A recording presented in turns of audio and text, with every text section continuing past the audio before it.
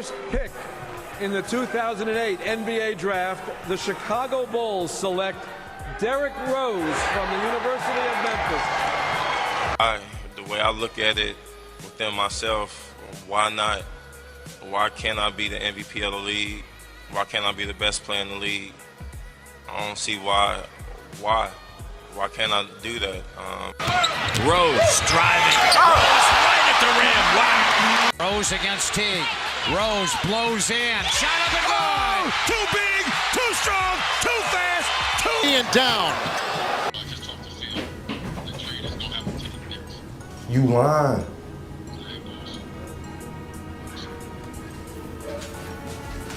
The franchise, the organization, the fans, everybody, man. I wouldn't be able to play the way I play, man.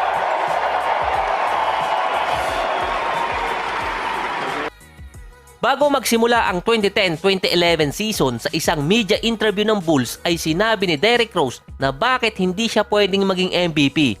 Yun ang intro kanina. Ang logical reason doon, 22 years old pa lang siya at kalakasan pa ni Kobe, LeBron, Howard, umaangat na si KD at andun pa si Carmelo. So marami din magagaling na players pa noon. Pero nung natapos ang 2011 season, nanalo siya ng MVP. Kung kailan din niya sinabi yon. At siya ang naging youngest sa history. Kaso nga lang, nagkaroon siya ng injury ng sumunod na taon.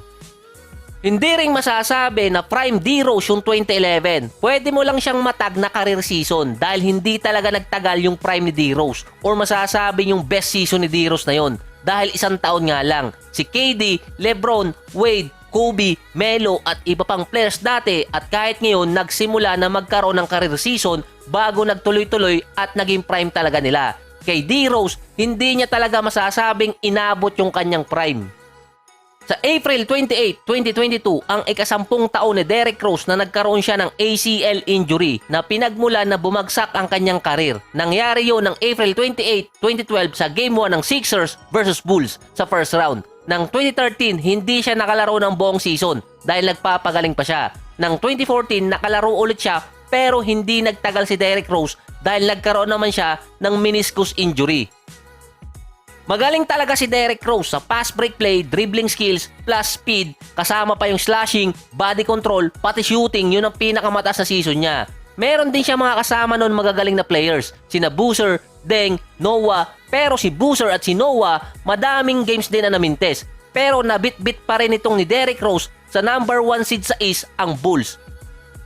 Sa malamang napanood nyo na sa ibang channel kung gaano talaga kagaling si Derrick Rose at yung iba pa mga what-ifs. Kung napanood mo siya ngayon, parang tatama rin kang manood ng mga games ngayon dahil nga mga 3-point shot yung highlight. Nung time ni D-Rose, merong reverse layup, dunks, fast break at madami ka pang pamimilian.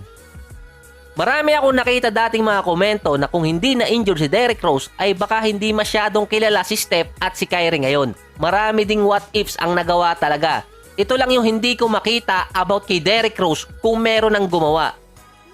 Sa mga fans ng Golden State, sa malamang naaalala nyo pa nang sinabihan itong si Steph na most underpaid NBA MVP. Pero kung ibabase natin sa kontrata ni D-Rose, ay siya yun. Pero nga, rookie contract pa lang siya at nakakuha naman siya ng max contract na binago nga ang rule dahil sa kanya para din sa mga batang players. Kaya yung rookie skill table na-adjust din ng malaki. Yung kontrata ng rookie na halos max contract na ngayon ng mga star player dati. Pero ito lang yung isa sa comment na pwede mong baguhin. Kung hindi na-injured si Derrick Rose, si Steph ay hindi matatag na underpaid MVP at baka mas malaki pa nakuha ni Steph na kontrata ngayon dahil parehong binago ni Derrick Rose at ni Steph ang game. Magkaibang aspect lang.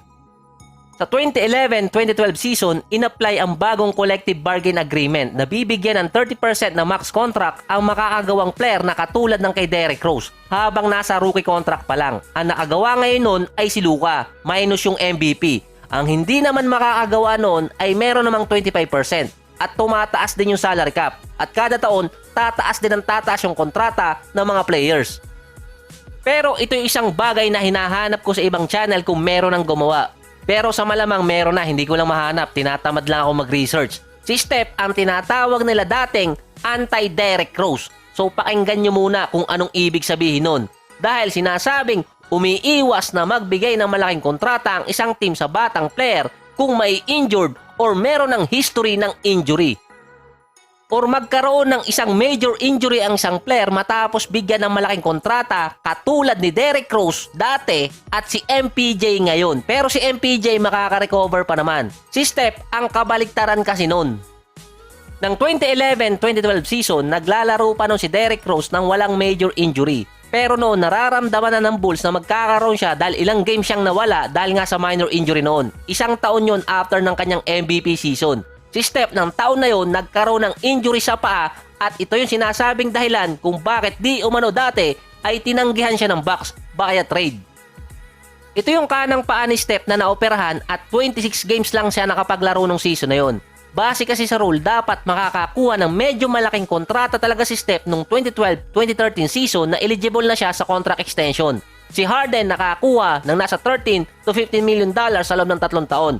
Mababa pa ang salary cap noon. Si DeMar, $9.5 million sa 3 taon, tapos nung sumunod na pumirma ulit siya ng kontrata, nasa $20 million na.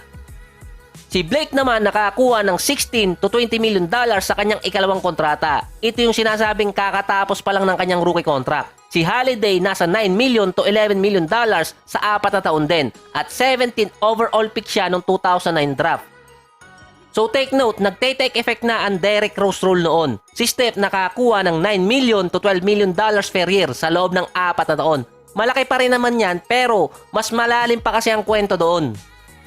So ito yan, take note, si Derrick Rose at si Steph sabay na taon na nagkaroon ng injury. Yung kay Derrick Rose lang medyo late ng kaunti. Ayon sa isang report, ginamit ng Golden State na advantage yung pagkakaroon ng injury ni Steph para mapasign siya na mas mababang kontrata na dapat katulad ng kina Harden at Blake Griffin.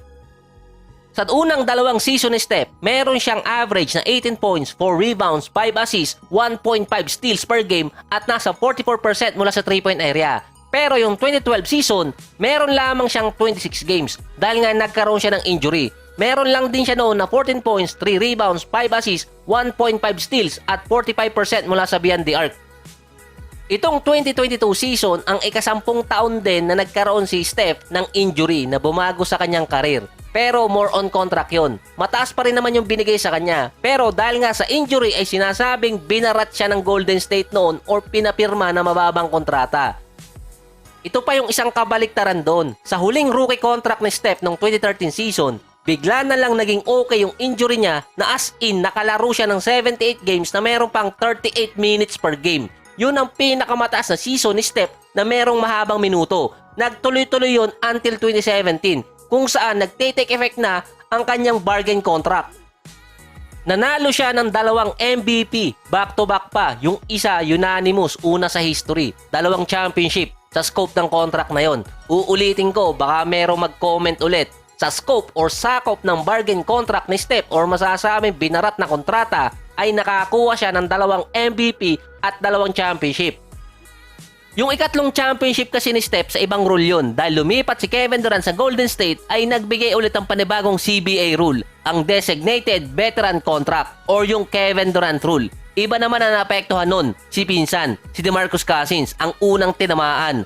Pero ang nakinabang naman dito si Steph dahil nakakuha agad siya ng max contract sa ika-8 taon pa lang niya, imbes na makuha niya yun sa ika-10 taon or higit pa.